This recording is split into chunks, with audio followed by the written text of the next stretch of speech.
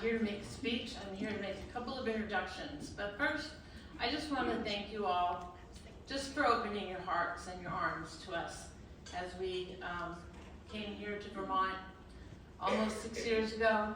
We've made so many friends. We have really family now. You've all become part of our family. You've all worked so hard alongside of us, and there's nothing special about us. We just happen to be the ones that happen to know some of the stuff that you guys happen to need. So we came, the Lord blessed, and He's amazing. So I just want to thank you as well. Echo my husband's thoughts, and just thanks for the welcome that we had here. One of my favorite parts of being in this ministry is the people that I know, the people that we meet, the people that we've learned their stories, we've heard their hearts, and I have the very distinct privilege of introducing one of our clients tonight, who is a very special client and a very special person in my life, and she's going to share her testimony of some of the process that we were allowed to help her with here at First Step. Our client testimony tonight is from Erin. Erin is a 6th generation Vermonter. She was raised poor but loved by a single mother and a long-haul truck driving father. She's the oldest of 4 sisters. Erin graduated from the Vermont public school system in Arlington. She has been a pro-choice advocate for most of her life. She learned abortion was a form of birth control in high school, and in a Southern Vermont college, she was taught choice was a fundamental right, a form of autonomy for women. She joined the Vermont Army Guard at 21, and many years later was held back from promotion when she became pregnant. She has participated in many pro-choice protests. As you can see, there she is. In 2019, she protested at 6 months pregnant. She was quoted in the Bennington Banner as saying, "I don't know a world without choice." She also ran for governor of Vermont in 2020 as an independent pro-choice candidate. Currently, she owns a home in Rutland City, has the best but hardest job she's ever had, a stay-at-home mom to an amazing 4-year-old son, and is engaged to be married to a Christian man. She continues to be an advocate for policy reform of military, adult, and children sexual and domestic abuse. This is her first public declaration as a pro-life advocate.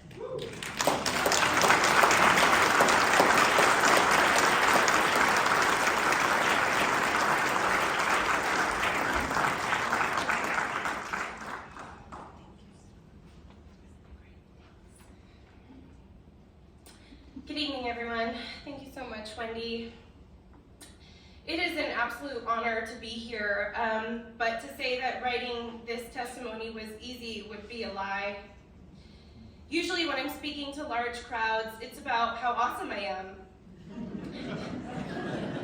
It's not about how much of a sinner I have been and currently am, and the help that I've needed to overcome these sins. I was taught in the Army about resilience. Resilience is an incredible adjective, and it encouraged me to act a certain way, to stay positive, to keep moving and pushing forward for the mission, for the greater good of whatever needed to be achieved. In Afghanistan, simply for being an American woman, an Afghan man tried to crush me with a semi-truck, but I was resilient. On the other hand, not all American men were safe either. I'd wear big, ugly glasses and oversized uniforms to try to hide myself, because American men coming onto base from outposts and war stared at me the same way some of you were looking at that chocolate cake. One man didn't care what I wore, and he tied me up and he hurt my body however he wanted. But still, I was resilient. Looking back, resilience quickly turned into denial. And denial is like a coal-burning freight train. It has to be continuously fed with more denial and more resilience to keep chugging along. My coal was bourbon and wine, and an excessive amount of selfies that I'd plaster all over social media. Did I end up raped again by another soldier? Yep, but no one would ever know it because my smile had been seared onto my face like a cattle brand. I was primed for abuse. And I fell in love with an abuser. And I did what I was exceptionally good at. I was resilient, and I endured the abuse, and I lived in denial. People would see our smiling selfies on social media, me praising his small acts of kindness, like him making me oatmeal or cleaning the toilet. But I never shared that the firearms had to be removed from our home because of his homicide and suicide threats and attempts. Then the abuse began happening to my son, and denial became difficult, but addressing it was dangerous. So I began projecting. Instead of addressing the domestic and sexual abuse in my household, I decided I'd turn my attention on bigger problems, the state of Vermont. In the middle of my paid medical leave, I resigned to run for governor of Vermont as an independent. It was 2020 and the world had stopped and lost its mind. People were forced to wear germ-covered cloths across their face, and to mitigate germ exposure, the signature requirements were removed for candidates to run for office. On the official ballot, my name appeared in between the two frontrunners. I ran for choice across the board: the choice to wear a mask, the choice to choose a school, and the choice to have an abortion. Despite being in an active campaign, I suddenly had an opportunity to escape our abuser. Even though I had interviews and events scheduled, I ran with our 1-year-old son to a women and children's domestic and sexual abuse shelter in South Dakota. I learned I had two choices. The first was to go into hiding for at least 6 months to establish residency somewhere new and live off cash. Or the second, I had to return to Vermont to fight for custody of my son.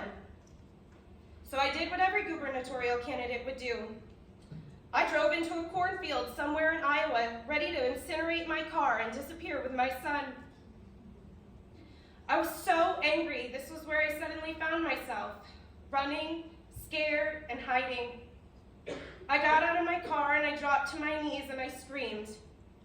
I screamed for every single moment that I had silenced myself. I shrieked to God, "What do I do now?" I had no breath left. At the last pro-choice protest I participated in addition to these signs, I held a sign that read, "Keep your God out of my uterus." Now I was praying and pleading with God to intervene in my life and protect my son. With strength that was not my own, I got back in the car and I started the long drive back to Vermont. It may come as a surprise to you all, but I did not win the election. I returned to Vermont without state police protection, and soon after I lost my case for a final relief from abuse order. This was my first awakening to the injustices that occur in Vermont Family Court. I stayed up all night praying for God to protect my son and I. I remember suddenly feeling a peace for the first time in a long time, that if he came to kill me, there would probably be a domestic violence law named after me, and so at least God might have a purpose in all of this. I knew I needed to find a church. I was praying all the time, but I had no idea who I was praying to. I saw a playground outside of Northshire Baptist Church.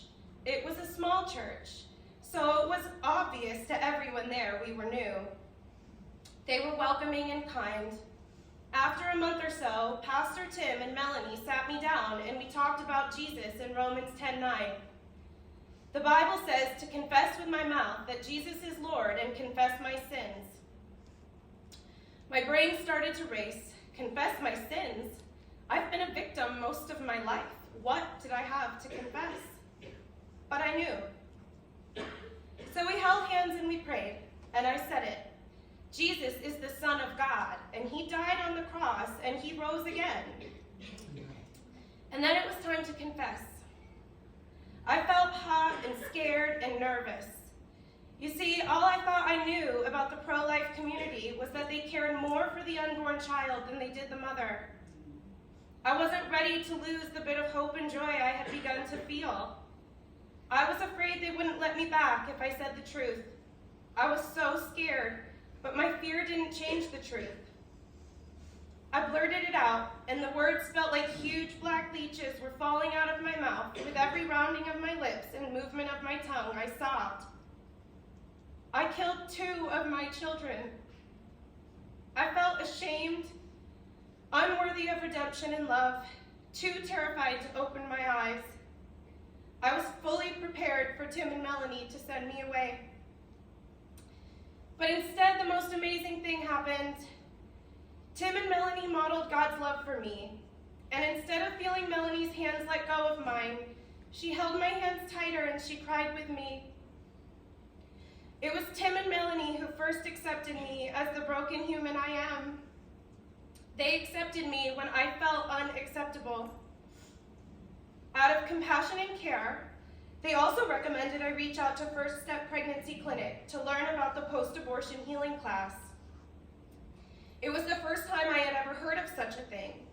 My entire life, since my first abortion at age 17, I had done an erratic dance between ignoring I had abortions, denying there was anything wrong with them, to advocating for continued access to abortions. Suddenly, abortion was proposed to me entirely different. Abortion was something that I needed to heal from. Abortion is a deep and difficult subject, but for me, abortion had been a selfish solution to a problem that prevented me from attending college, and a problem that arose from being raped. I was not sick, and neither were my children. I simply could not be pregnant to continue the life I had laid out for myself. So I assumed my role as a pro-choice advocate. In the pro-choice community, I modeled what I saw.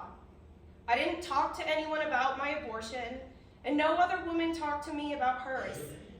We didn't talk about the conditions surrounding our choices. We were resilient. In the pro-choice community, no one asked me why I was afraid of becoming a mother. Because in the pro-choice community, a fetus isn't a baby, it's a problem. It's denial. So what we did was rage against those who told us it was wrong to have one. And we shouted that at cars driving by. It's projection. In 2022, I was baptized at Northshire Baptist Church and was mentored by 2 wonderful women, Suzanne and Winnie. I was sponsored to attend a Christian parenting conference. It was at this parenting conference I met Amity and Melissa. Amity invited me to the 2022 First Step Gala. I saw the video about the post-abortion healing class. At the time, I was going through EMDR to help my traumas from Afghanistan. These traumas felt easier to heal than to begin talking about my abortions. In the spring of 2023, I moved to Rutland City. I had won all of my home and most of my son in the divorce. So I sold my fully renovated house of horrors and purchased a condemned home. After months of renovation and labor, we moved in. I contacted Wendy at First Step and signed up for Forgiven and Set Free. The group is led by Wendy, Roxanne, and Martha. They still feel like God's embrace. They did not shame me or judge me as I unraveled in front of them. They showered me with compassion, kindness, and love. The Bible study, the book itself, is structured into personal reflection and scriptural study. The study was not just about my abortions. It studied my relationships and circumstances leading to my pregnancies. The study encouraged me to open up wounds that I had denied existed, and in doing so, I realized these wounds could only be healed by admitting the truth. It did not feel good to talk about my abortions. It felt necessary. In one class, When we were discussing all the physical forms of punishment I used to put myself through, I ranted about how much more punishment I deserved from God. In response, Wendy asked, "Isn't grief enough?" I began realizing my life struggles stemmed from these two major life traumas. I had struggled to find my purpose because I had given it up. I had given up motherhood. I wasn't crazy. I wasn't just depressed. I wasn't just angry. I was heartbroken. I was grieving. And until I walked into First Step, I didn't realize I was allowed to grieve.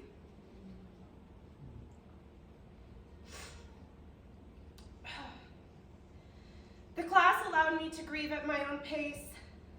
Some weeks I couldn't open the book. Other weeks I needed to. At a certain point, I realized I wasn't showing up to class and just crying the entire time. Then came the time to move past talking about the abortion experience to learning about my children. And then I started crying again. But this time I wasn't crying for what had happened to me. I wasn't a victim anymore. I was the aggressor. I was crying for who was gone. For me, part of healing was naming my children.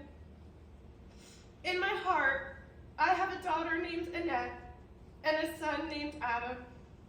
Now, I close my eyes and I imagine brushing Annette's long, brown, curly hair, or how I would have helped Adam if he was struggling in school. I wonder what their baby feet would have looked like and what they smell like. I know I could have loved these children because I do, right now. With every bit of my heart, I love them and I long for them. I imagine my love for all my children is the closest I'll ever get to understanding God's agape love for me.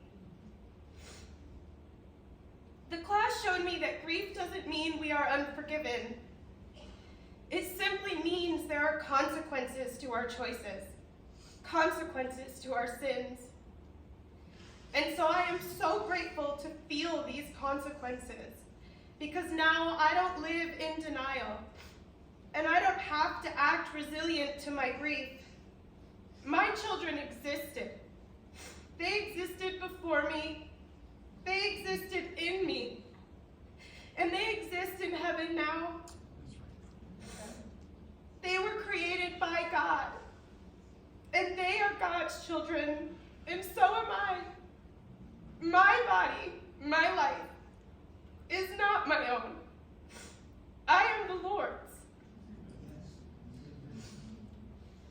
And like I said, I am a sinner. I struggle with sin. Despite or because of the life I've had, the flesh is my strongest temptation. In late 2021, I became pregnant for a fourth time, but this time I miscarried. I didn't feel relief. I felt pain. I felt sadness. I cried and I mourned. And then I realized God was softening my heart.